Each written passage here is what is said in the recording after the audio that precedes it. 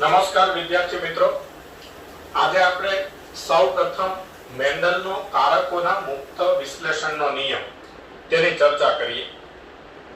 તો આપણે આગળના લેક્ચરમાં મેન્ડલના દ્વિસંકરણ પ્રયોગોનો અભ્યાસ કરેલ. તો આપણને ખ્યાલ છે મેન્ડલે તેના દ્વિસંકરણ પ્રયોગો કરેલા. તો એ પ્રયોગોના પરિણામમાં F2 પેઢીમાં ગોળ અને પીળા બીજવાળા, જેમ ગોળ અને લીલા બીજવાળા, જેમ ખરબચડા અને પીળા બીજવાળા, જેમ ખરબચડા અને લીલા બીજવાળા એમ 4 પ્રકારના સ્વરૂપ પ્રકાર ધરાવતા છોડ 9:3:3:1 ના પ્રમાણમાં પ્રાપ્ત થયા. એટલે કે 9 છોડ ગોળ અને પીળા બીજવાળા થયા, 3 છોડ ગોળ અને લીલા બીજવાળા થયા, 3 છોડ ખરબચડા અને પીળા બીજવાળા થયા અને 1 છોડ ખરબચડા અને લીલા બીજવાળો થયો. એટલે આ રીતે મેન્ડલને તેના દ્વિસંકરણ પ્રયોગોના પરિણામમાં F2 પેઢીમાં 9:3:3:1 ના પ્રમાણમાં કુલ 16 છોડ પ્રાપ્ત થઈ. મેન્ડલે અભ્યાસ કરેલા ઘણા લક્ષણોની જોડમાં આવું જ પ્રમાણ પ્રાપ્ત થયું.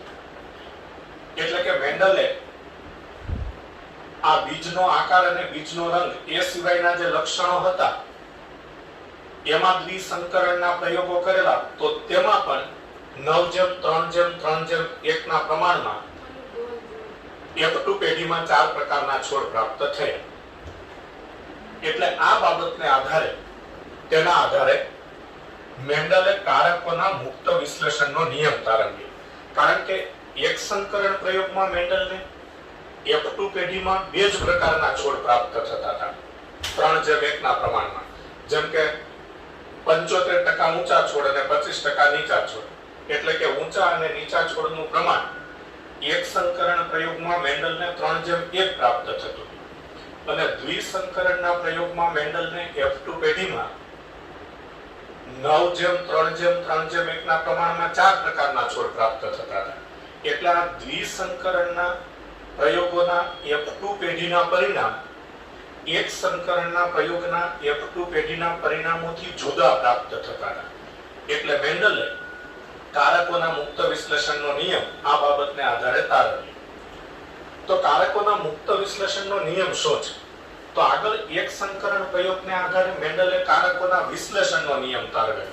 તો એમાં આપણને ખબર છે કે જ્યારે પ્રજનન કોષો ઉત્પન્ન થાય ત્યારે જોડમાં રહેલા કારકો એકબીજાથી છૂટા પડે અને દરેક પ્રજનન કોષમાં એક જનીન દાખલ થાય પણ આખી જોડ દાખલ ન થાય. તેને આપણે કારકોના વિશ્લેષણનો નિયમ કહેતા હતા. અહીં આપણે કારકોના મુક્ત વિશ્લેષણના નિયમની વાત કરવાની છે. તો કારકોના મુક્ત વિશ્લેષણનો નિયમ શું છે? તો જ્યારે કોઈ સંકરણમાં લક્ષણોની 2 જોડ સાથે સાથે વારસામાં આવે છે, જેમ કે બીજનો આકાર અને બીજનો રંગ એમ 2 લક્ષણો છે સાથે સાથે વારસામાં આવે છે, ત્યારે કોઈ એક જોડનું લક્ષણ બીજી જોડના લક્ષણથી સ્વતંત્ર રીતે વિશ્લેષણ પામે છે. એટલે કે કોઈ એક લક્ષણના વારસા પર બીજા લક્ષણના વારસાની કોઈ અસર થતી નથી. તો જ્યારે કોઈ સંકરણમાં લક્ષણોની 2 જોડ સાથે સાથે વારસામાં આવે ત્યારે કોઈ એક જોડનું લક્ષણ બીજી જોડના લક્ષણથી સ્વતંત્ર રીતે વિશ્લેષણ પામે છે. એટલે હમણાં આપણે ચર્ચા કરીશું, પણ અત્યારે થોડું સમજી લઈએ કે બીજના આકાર માટે કેપિટલ R અને સ્મોલ r છે. તો બીજના રંગ માટે કેપિટલ Y અને સ્મોલ y છે. તો આકારનું લક્ષણ અને બીજના રંગનું લક્ષણ આ બંને સાથે સાથે વારસામાં આવે ત્યારે આ કેપિટલ R સાથે કેપિટલ Y પણ વારસામાં આવી શકે અને કેપિટલ R સાથે સ્મોલ y પણ વારસામાં આવી શકે. એટલે એવું ન હોય કે બીજના આકાર માટેનું કેપિટલ R જે પ્રભાવી જનીન છે એ કેપિટલ R વારસામાં આવે તો એમ કે બીજના રંગ માટે તેની સાથે કેપિટલ Y જ વારસામાં આવવું જોઈએ. એટલે કે પ્રભાવી જનીન સાથે પ્રભાવી જનીન જ વારસામાં આવવું જોઈએ એવું જરૂરી નથી. એટલે કેપિટલ R સાથે કેપિટલ Y પણ વારસામાં આવી શકે અને કેપિટલ R સાથે સ્મોલ y પણ વારસામાં આવી શકે. આ બાબતને કારકોનું મુક્ત વિશ્લેષણ કહેવાય. તેવી જ રીતે આ સ્મોલ આર જનીન છે બીજના આકાર માટેનું પ્રચ્છન્ન જનીન, તેની સાથે કેપિટલ વાય કે સ્મોલ વાય બેમાંથી કોઈ પણ વારસામાં આવી શકે. એવું ન હોય કે બીજના આકાર માટેનું સ્મોલ આર જનીન વારસામાં આવે તો તેની સાથે બીજના રંગ માટેનું સ્મોલ વાય જનીન જ વારસામાં આવે. એટલે સ્મોલ આર સાથે કેપિટલ વાય પણ વારસામાં આવી શકે અને સ્મોલ આર સાથે સ્મોલ વાય પણ વારસામાં આવી શકે. આ બાબતને કારકોનું મુક્ત વિશ્લેષણ કહેવાય. બીજી રીતે કહીએ તો જ્યારે બે લક્ષણો સાથે સાથે વારસામાં આવે છે ત્યારે એક લક્ષણના વારસા પર બીજા લક્ષણના વારસાની કોઈ અસર થતી નથી. એટલે કે બીજનો ગોળ આકાર વારસામાં આવે તો તેની સાથે બીજનો પીળો રંગ પણ વારસામાં આવી શકે અને લીલો રંગ પણ વારસામાં આવી શકે. તેવી જ રીતે બીજનો ખરબચડો આકાર વારસામાં આવે તો તેની સાથે બીજનો પીળો રંગ પણ વારસામાં આવી શકે અને લીલો રંગ પણ વારસામાં આવી શકે. હવે આ નિયમની સમજૂતી બે રીતે આપી શકાશે. તો પહેલા આપણે નિયમની સમજૂતી સંભાવનાના નિયમને આધારે આપીએ. આમ પણ મેન્ડલે તેના જનીનના સંશોધનોના જે તારણો છે એટલે જનીની પ્રયોગોના જે સંશોધનો મેન્ડલે કરેલા અને એમાં જે એને તારણો મળેલા, જે પરિણામો મળેલા તેનું વિશ્લેષણ ગણિતના સંભાવનાના નિયમને આધારે કરેલું છે. તો પહેલા આપણે સમજૂતી જોઈએ તો મેન્ડલે આ કારકોના મુક્ત વિશ્લેષણનો નિયમ સંભાવનાના નિયમને આધારે સમજાવ્યો છે. કઈ રીતે સંભાવનાના નિયમને આધારે? તો ગણિતમાં સંભાવનાના નિયમ મુજબ કોઈ એક ઘટના સ્વતંત્ર રીતે થવાની સંભાવના ધારો કે x છે અને બીજી કોઈ એક ઘટના સ્વતંત્ર રીતે થવાની સંભાવના ધારો કે y છે, તો આ બંને ઘટનાઓ સાથે સાથે થવાની સંભાવના કેટલી? તો કે બંનેની વ્યક્તિગત સંભાવનાના ગુણાકાર બરાબર. એટલે કે x cross y is equal to xy. તો બે ઘટનાઓ જો એકબીજાથી સ્વતંત્ર રીતે થતી હોય તો દરેક ઘટનાની સ્વતંત્ર રીતે થવાની સંભાવના અનુક્રમે x અને y છે. એટલે કોઈ એક ઘટના સ્વતંત્ર રીતે થવાની સંભાવના x છે અને બીજી કોઈ એક ઘટના સ્વતંત્ર રીતે થવાની સંભાવના y છે. તો બંને ઘટનાઓ સાથે સાથે થવાની સંભાવના કેટલી? તો કે બંને ઘટનાઓની વ્યક્તિગત સંભાવનાના ગુણાકાર બરાબર. તો એ નિયમને આપણે અહીં લાગુ પાડીએ છીએ.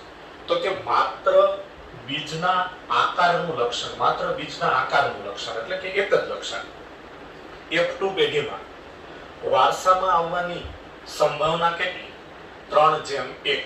એક સંકરણના પ્રયોગ મુજબ 3 ગોળ આકારના બીજ જેમ એક ખરબચડા આકારના બીજ. તેવી રીતે બીજું એક સ્વતંત્ર લક્ષણ બીજનો રંગ એ F2 પેઢીમાં વારસામાં આવવાની વ્યક્તિગત સંભાવના કેટલી? તો એ પણ એક સંકરણના પ્રયોગોના પરિણામ મુજબ 3:1. એટલે કે 3 પીળા બીજ જેમ એક લીલા બીજ. આ બંને ઘટનાઓ એટલે કે આ બંને લક્ષણો સાથે સાથે વારસામાં આવવાની સંભાવના કેટલી? તો કે બંને લક્ષણો વ્યક્તિગત રીતે વારસામાં આવવાની જે સંભાવના હતી તેના ગુણાકાર બરાબર. એટલે 3 ગોળ જેમ એક ખરબચડા ઇન્ટુ 3 પીળા જેમ એક લીલા. એટલે આ બંને લક્ષણોની વ્યક્તિગત સંભાવનાનો ગુણાકાર કરવામાં આવે અને આ બંને લક્ષણોની વ્યક્તિગત સંભાવનાનો ગુણાકાર કરીએ અને એ જે પરિણામ મળે એ કારકોના મુક્ત વિશ્લેષણની સમજૂતી સંભાવનાના નિયમ મુજબ થાય. તો 9:3:3:1 ના પ્રમાણને 3 પીળા જેમ 1 લીલાની સાથે 3 ગોળ જેમ 1 ખરબચડા એટલે આ રંગનું લક્ષણ, આ આકારનું લક્ષણ તેને સંયોજન શ્રેણીમાં વ્યુત્પન્ન કરી શકાય. એટલે કે બંનેની વ્યક્તિગત સંભાવનાનો ગુણાકાર કરી શકાય, સંયોજન શ્રેણીમાં વ્યુત્પન્ન કરી શકાય. એટલે કે આ બંને વ્યક્તિગત લક્ષણોની જે સંભાવના છે એટલે દરેક લક્ષણની વ્યક્તિગત સંભાવના છે તેનો ગુણાકાર કરી શકાય તો તેને સંયોજન શ્રેણીમાં વ્યુત્પન્ન કરી શકાય છે. આ વ્યુત્પન્નને આ રીતે પણ લખી શકાય: 3 ગોળ જેમ 1 ખરબચડા માત્ર આકારનું લક્ષણ વારસામાં આવવાની સંભાવના એક સંકરણના પ્રયોગ મુજબ ઇન્ટુ 3 પીળા જેમ 1 લીલા એટલે કે બીજનો રંગ માત્ર રંગનું લક્ષણ ફક્ત એક જ લક્ષણ વારસામાં આવવાની સંભાવના એક સંકરણના F2 ના પરિણામ મુજબ. તો આ બંને વ્યક્તિગત સંભાવનાઓ છે. તો આ બંને લક્ષણો બીજનો આકાર અને બીજનો રંગ સાથે સાથે વારસામાં આવવાની સંભાવના કેટલી? તો કે બંને લક્ષણોની વ્યક્તિગત સંભાવનાના ગુણાકાર બરાબર, એટલે 3 ગોળ જેમ એક ખરબચડા ઇન્ટુ 3 પીળા જેમ એક લીલા. હવે આ ગુણાકાર કરીએ તો આ બંનેનો ગુણાકાર કરો એટલે 3 ઇન્ટુ 3, તો 3 તેરી 9, 9 ગોળ અને પીળા બીજવાળા છે. હવે આ બંનેનો ગુણાકાર કરો, ચોકડી ગુણાકાર કરીએ તેમ, તો આ ચોકડી ગુણાકાર કરીએ તો 3 ઇન્ટુ 1 એટલે 3 ગુણ્યા 1 એટલે 3, તો 3 ગોળ અને એક લીલો એટલે 3 ગોળ અને લીલા. પછી આ બંનેનો ગુણાકાર કરો તો 3 ઇન્ટુ 1 એટલે 3, તો 3 પીળા અને ખરબચડા. પછી આ બંનેનો ગુણાકાર કરો 1 ગુણ્યા 1 એટલે 1 ખરબચડા અને લીલા. ફરીવાર ચોકડી ગુણાકાર પણ કરવાનો છે, તો 3 ગુણ્યા 3 એટલે કે 9 ગોળ અને પીળા બીજવાળા, 3 ગુણ્યા 1 એટલે કે 3 ગોળ અને લીલા બીજવાળા, 3 ગુણ્યા 1 એટલે કે 3 પીળા અને ખરબચડા બીજવાળા, 1 ગુણ્યા 1 એટલે કે 1 ખરબચડા અને લીલા બીજવાળા. તો 9 ગોળ અને પીળા બીજવાળા છોડ, 3 ગોળ અને લીલા બીજવાળા છોડ, 3 પીળા અને ખરબચડા બીજવાળા છોડ અને 1 ખરબચડા અને લીલા બીજવાળો છોડ પ્રાપ્ત થાય. તો જે પ્રાપ્ત પરિણામ સાથે સુસંગત છે, તો આ 9:3:3:1 પ્રમાણ આ રીતે બંને લક્ષણો વ્યક્તિગત રીતે વારસામાં આવવાની, સ્વતંત્ર રીતે વારસામાં આવવાની જે એમની વ્યક્તિગત સંભાવના હતી તેના ગુણાકાર કરતા જે 9:3:3:1 નું પરિણામ પ્રાપ્ત થયું તે પ્રાપ્ત પરિણામ સાથે સુસંગત છે, એટલે કે F2 પેઢીમાં આ જ પરિણામ મળે. તો આ સંભાવનાના નિયમને આધારે એક મેન્ડલનો કારકોના મુક્ત વિશ્લેષણનો નિયમ આપણે સમજાવ્યો. હવે બીજી સમજૂતી આપી શકાય જન્યુ નિર્માણને આધારે. તો જન્યુ નિર્માણને આધારે કઈ રીતે સમજૂતી આપી શકાય? તો F1 પેઢીમાં R small r Y small y જનીન બંધારણ ધરાવતા છોડમાં અર્ધીકરણથી અંડકોષ અને પરાગરજના ઉત્પાદન સમયે જનીનની બે જોડ મુક્ત વિશ્લેષણ પામે છે. તો આપણે જાણીએ છીએ કે F1 પેઢીના બધા છોડ ગોળ આકારના અને પીળા બીજવાળા પણ વિષમયુગ્મી થયેલા. R small r Y small y એટલે વિષમયુગ્મી, એટલે આ F1 પેઢીના છોડ છે. તો આ F1 પેઢીના છોડમાં મેન્ડલે સ્વફલન કરાવ્યું. તો આ F1 પેઢીના છોડમાં મેન્ડલે સ્વફલન કરાવ્યું. તો સ્વફલનમાં નર તરીકે પણ એ જ છોડ હોય ને માદા તરીકે પણ એ જ છોડ હોય. એટલે નર તરીકે તે પરાગરજ અને એમાં નરજન્યુ ઉત્પન્ન થાય અને માદા તરીકે તે અંડકોષ ઉત્પન્ન કરે. પરાગરજ અને અંડકોષની ઉત્પત્તિ અર્ધીકરણથી થાય. તો અર્ધીકરણથી અંડકોષ અને પરાગરજના ઉત્પાદન સમયે જનીનની બંને જોડનું મુક્ત વિશ્લેષણ થાય છે. કઈ રીતે થાય છે? તો અહીંયા આપણે એની વાત કરીએ. તો બીજના આકાર માટે R સ્મોલ r છે, બીજના રંગ માટે Y સ્મોલ y છે, એક પ્રભાવી એક પ્રચ્છન્ન F1 પેઢીના છોડમાં. ઓકે, તો બીજના આકાર માટે R સ્મોલ r, બીજના રંગ માટે Y સ્મોલ y. હવે જ્યારે જન્યુ ઉત્પન્ન થાય અંડકોષ અને પરાગરજ ત્યારે અર્ધીકરણ થાય. અર્ધીકરણ થાય એટલે 50% જન્યુમાં R જનીન જાય અને 50% જન્યુમાં સ્મોલ r જનીન જાય. કારણ કે આપણે જાણીએ છીએ કે કારકોના વિશ્લેષણનો નિયમ તમે ધ્યાનમાં લો તો આ R અને સ્મોલ r એ જન્યુની ઉત્પત્તિ સમયે છૂટા પડે. એટલે કે બે પ્રકારના જન્યુ ઉત્પન્ન થાય. બે પ્રકારના જન્યુ ઉત્પન્ન થાય એટલે 50% જન્યુમાં R અને બીજા 50% જન્યુમાં સ્મોલ r જનીન આવે. એવી રીતે બીજના રંગ માટે જે બે જનીનો છે Y અને સ્મોલ y, એનું વિશ્લેષણ જન્યુની ઉત્પત્તિ સમયે કેવી રીતે થાય? તો કે 50% જન્યુમાં Y જાય અને બાકીના બીજા 50% જન્યુમાં સ્મોલ y જનીન આવે. આ બંને ઘટના એકબીજાથી સ્વતંત્ર છે.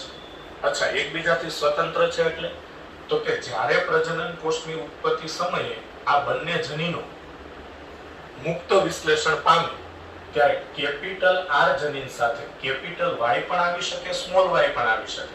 તો R જનીન ધરાવતા જન્યુમાં કેપિટલ વાય જનીન આવવાની સંભાવના 50% અને સ્મોલ વાય જનીન તેની સાથે વારસામાં આવવાની સંભાવના પણ 50%. એવી રીતે સ્મોલ આર જનીન ધરાવતા જન્યુમાં કેપિટલ વાય જનીન આવવાની સંભાવના પણ 50% અને સ્મોલ વાય જનીન આવવાની સંભાવના પણ 50%. એટલે હમણાં આપણે વાત કરતા હતા એમ કે કેપિટલ આર જનીન વારસામાં આવે તો તેની સાથે કેપિટલ વાય આવી શકે અને સ્મોલ વાય પણ આવી શકે. તેવી જ રીતે સ્મોલ આર જનીન વારસામાં આવે તો તેની સાથે કેપિટલ વાય પણ આવી શકે અને સ્મોલ વાય પણ આવી શકે. આ બાબતને કહેવાય કારકોનું મુક્ત વિશ્લેષણ. એટલે કે કેપિટલ આર અને સ્મોલ આર, તેવી જ રીતે કેપિટલ વાય અને સ્મોલ વાય, તેનું વિશ્લેષણ એકબીજાથી સ્વતંત્ર રીતે એટલે કે મુક્ત રીતે થાય છે. તેથી આ નિયમ છે કારકોના મુક્ત વિશ્લેષણનો નિયમ. તો આ રીતે કારકોનું મુક્ત વિશ્લેષણ થવાથી જુદા જુદા 4 પ્રકારના જન્યુ ઉત્પન્ન થાય. Capital R capital Y, capital R small Y, small R capital Y અને સ્મોલ આર સ્મોલ વાય. જેમાં દરેક પ્રકારના જન્યુની સંખ્યા કુલ જન્યુના 25% એટલે કે 1/4 હોય છે.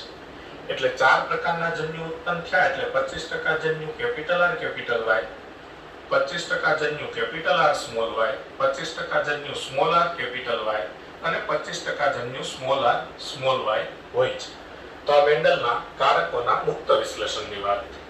હવે નવો સવાલ જોઈએ. કયા કારણોસર મેન્ડલનું કાર્ય 1900 ની સાલ સુધી અજાણ રહી? તો આપણે આગળ વાત કરી છે કે મેન્ડલે તેના સંશોધનો 1856 થી 1863 સુધીના સમયગાળામાં કરેલા છે. તો મેન્ડલે તેના પ્રયોગો 1856 થી 1863 સુધીના સમયગાળામાં કરેલા છે.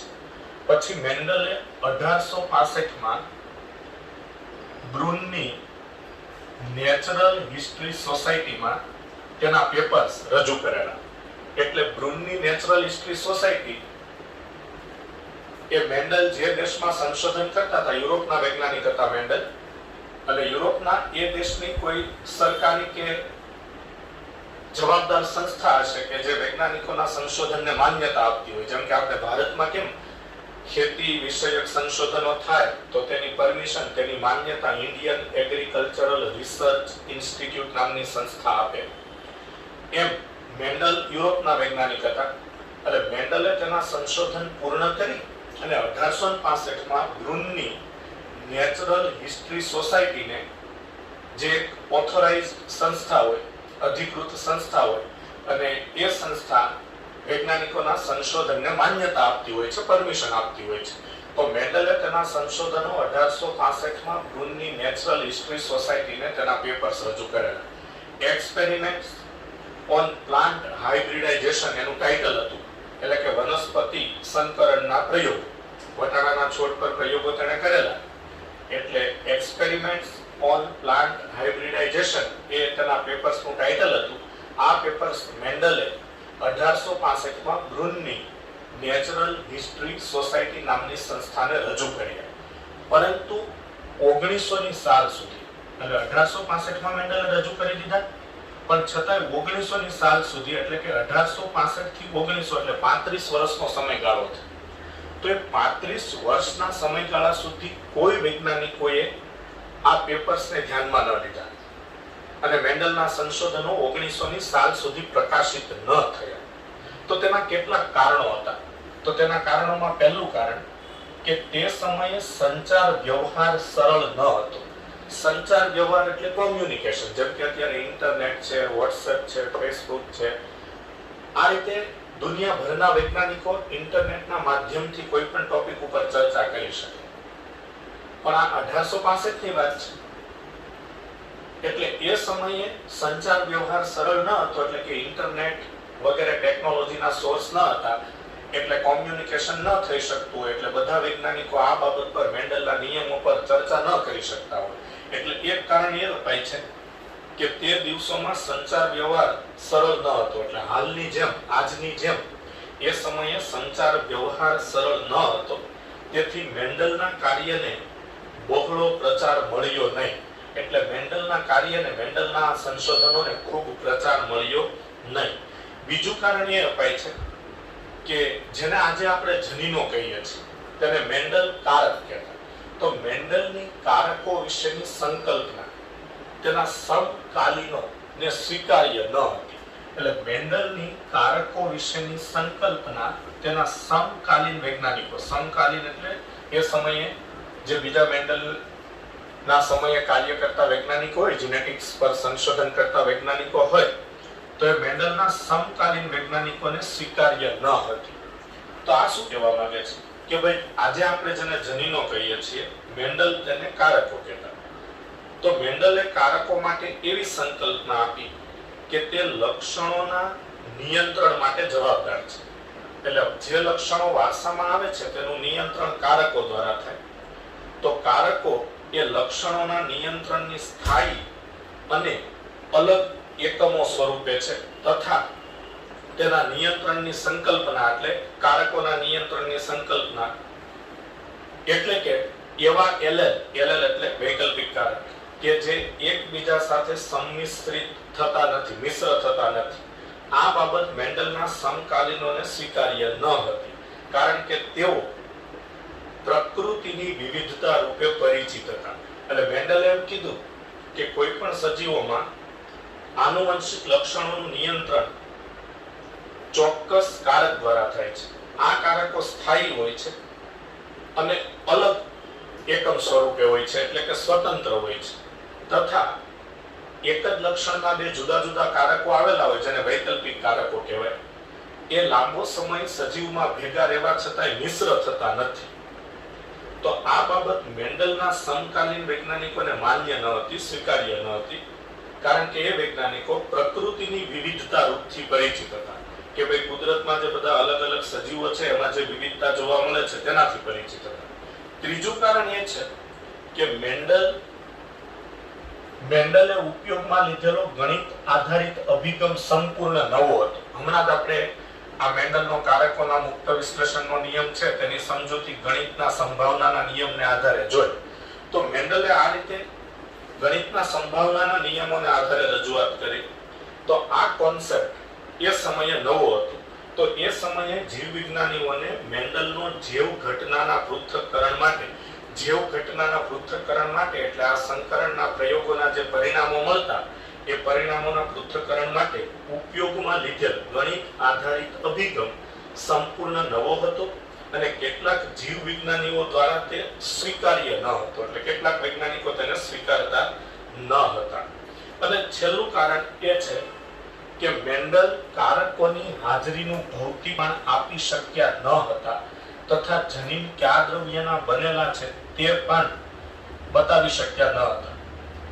તો મેન્ડલ કારકોની હાજરીનું ભૌતિક પ્રમાણ આપી શક્યા ન હતા. આજે આપણને ખબર છે કે કારકો, જેને મેન્ડલ કારકો કહેતા, એને આજે આપણે જનીન કહીએ છીએ. તો એ જનીન ડીએનએ ના બનેલા છે. ડીએનએ ના અણુની ચોક્કસ લંબાઈ એક જનીન તરીકે વર્તે છે. અને આ જનીનો કે જે ડીએનએ ના બનેલા છે તે રંગસૂત્રમાં આવેલા છે અને રંગસૂત્રો કોષ કેન્દ્રમાં આવેલા છે. એટલે આજે આપણે આધુનિક જીવ વિજ્ઞાનના સંશોધનોને આધારે એવું સમજી શકીએ છીએ કે જનીનોનું ચોક્કસ સ્થાન કોષ કેન્દ્રમાં રંગસૂત્રો પર હોય છે અને જનીનો ડીએનએ ના બનેલા છે. પરંતુ મેન્ડલ જેને કારકો કહેતા, જેને આજે આપણે જનીન કહીએ છીએ, તો મેન્ડલ કારકોની હાજરીનું ભૌતિક પ્રમાણ એટલે ભૌતિક સ્થાન આપી શક્યા ન હતા તથા જનીન કયા દ્રવ્યના બનેલા છે તે પણ મેન્ડલ બતાવી શક્યા ન હતા. તો આવા કેટલાક કારણોસર મેન્ડલનું કાર્ય 1900ની સાલ સુધી અજાણ રહ્યું. તો આ વાત થઈ કયા કારણોસર મેન્ડલનું કાર્ય 1900ની સાલ સુધી અજાણ રહ્યું.